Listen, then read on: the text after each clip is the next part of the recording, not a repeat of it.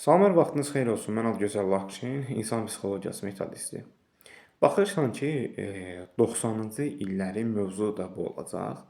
İnsanları belə deyək, 90 dedikdə bir 2000-dən az təbii ki, nəzərdə tutulacaq. Siz də bunu belə başa düşün.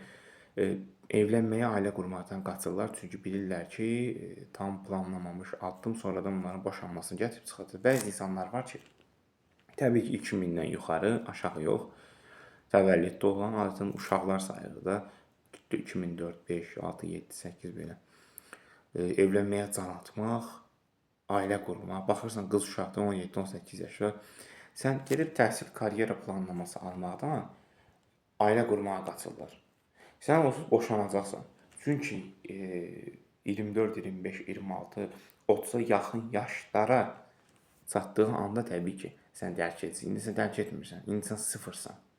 Zəifsən birinci cəhətdən.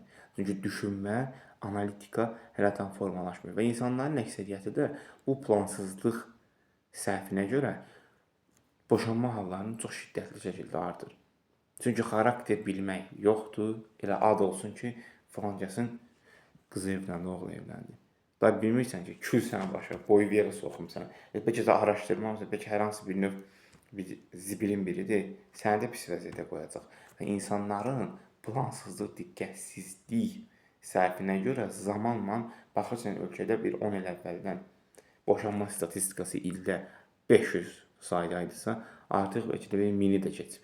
Azı 1000.